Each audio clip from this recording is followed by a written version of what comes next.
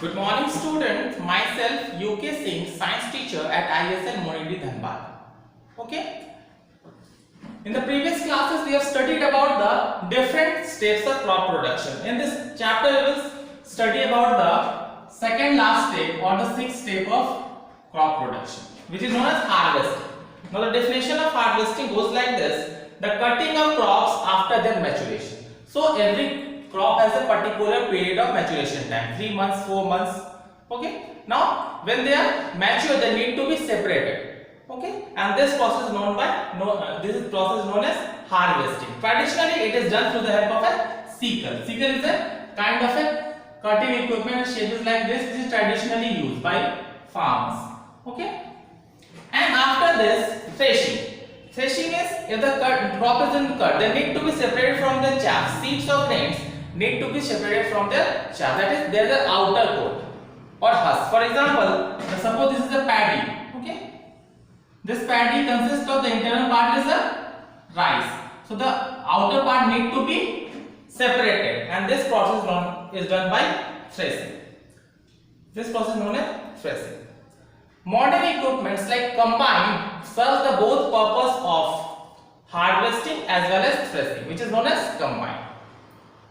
In small holdings, farmers use another method for threshing, that is known as winnowing. So what basically is done, that the crops, what you can say, the crops after their cutting, they are being separated by a blow of air. This seeds falls from a certain height and wind is blown through a table fan or a blower. Now what will happen? The seeds are heavier and the husks are lighter, as a result of which they will separate on different distance. For example, this part A will be husk, and which is distance, this part will be husk and this will be husk or outer coating the seeds, because husks are lighter and seeds are heavier. Okay, seeds or grains are heavier. So this modern, what you can say, the traditional method is winnowing. Okay, so which threshing can be done. So in winnowing, it is based upon the mass or weight of the grains and the husk. So based upon their masses, they are separate. They are being separated by this method. Okay, so they are being now separated. Now the last step will be storage. How this, what you can say, food grains are being stored, because they need to be stored for a particular period of time. Okay, because if their body shelf life is longer, then it will be available for more time. Okay, it will be available for more time to the mankind. Okay, then the last step is storage. As the name suggests, it is the grains are being stored. The grains are being stored. Now in this process of storage, let me write it again. Storage. Now in this process of storage, there are different methods for the different kinds of crops. Now let us first discuss about the basic crops which are talking about, like rice, maize. Okay, rice, maize. So these are rice, wheat, maize. Okay, so these are one of the varieties which need to be stored in a different manner.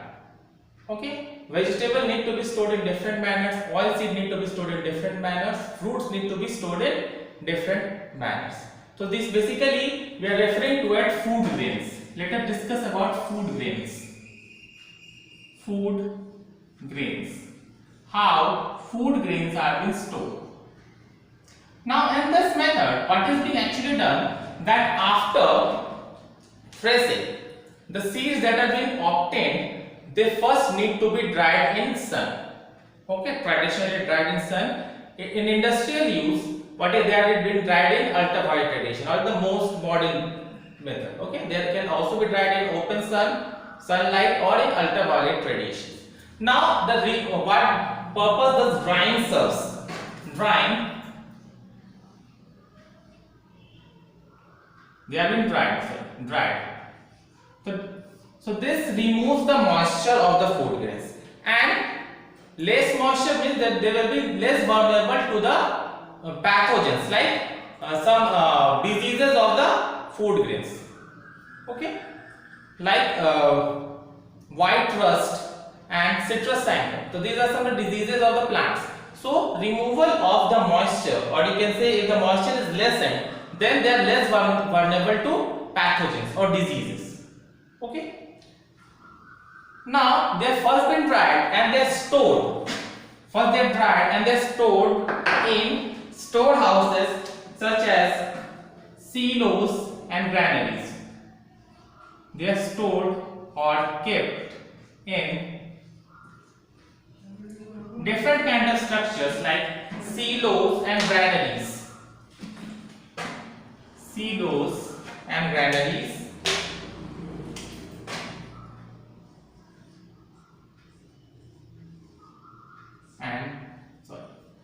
And granaries.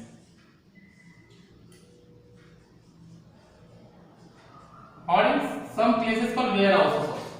Now silos and granaries are the places where these food grains have been stored. Now the captivity or the silos and granaries need to be first monitored properly before storing them.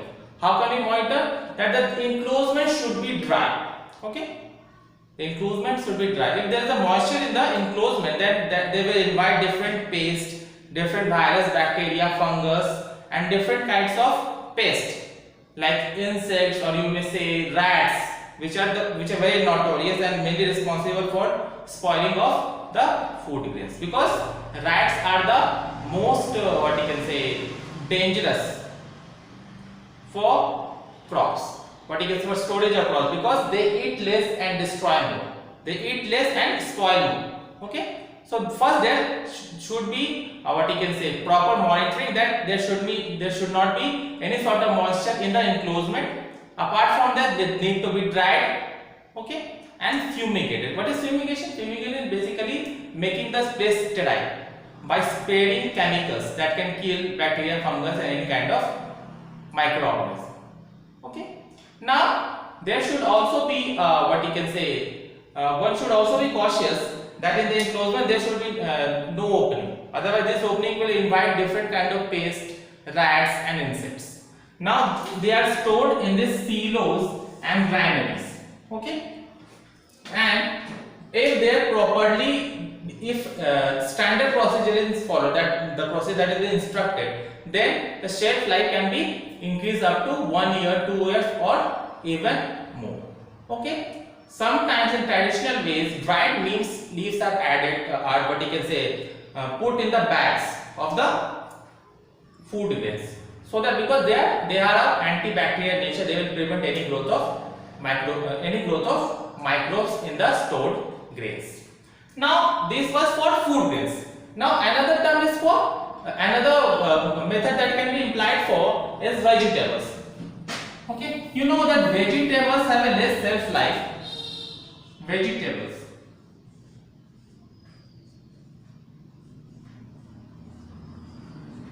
Okay, so vegetables spoil easily, therefore they need to be stored and they cannot be dried like the food grains, because they consist of a specific amount of moisture in them. Okay. If you dry them, they will become spoiled and their quality will be degraded. So therefore, one of the method is used is cold storage method. In cold storage, they are kept at low temperature. Low temperature ensures, for example, we keep different food stuff at refrigerator, so that to increase their shelf life. So this low temperature will enhance their shelf life,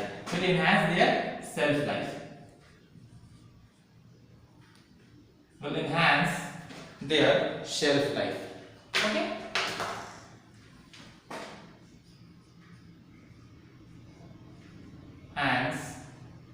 their enhanced self life.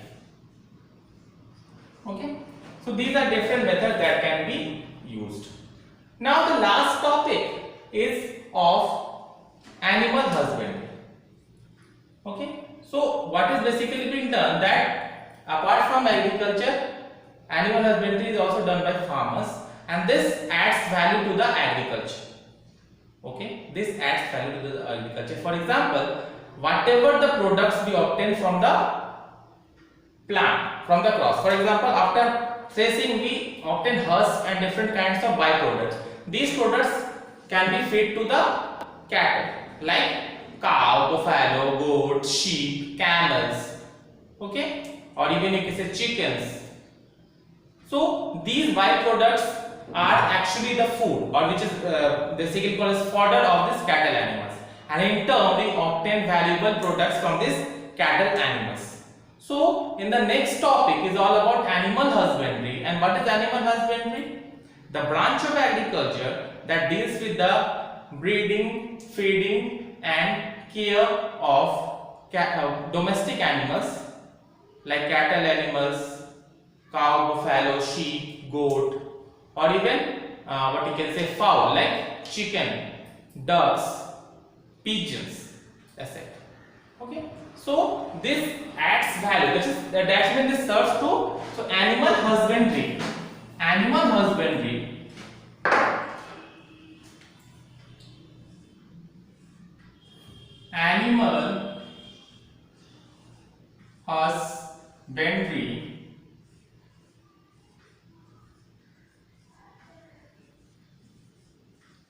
is a kind of value addition. Value addition. It is a kind of value addition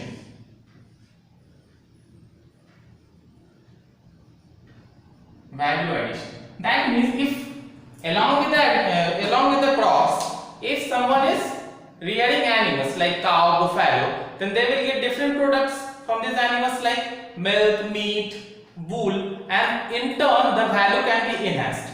So the need of what you can say the or you can say the farmers need to also what you can say adopt different methods of animal husbandry in order to enhance their income or add value to the traditional way of agriculture. Thank you. In the next class we will finish the topic and we will discuss the exercise question answer. Till then, have a nice day. Thank you.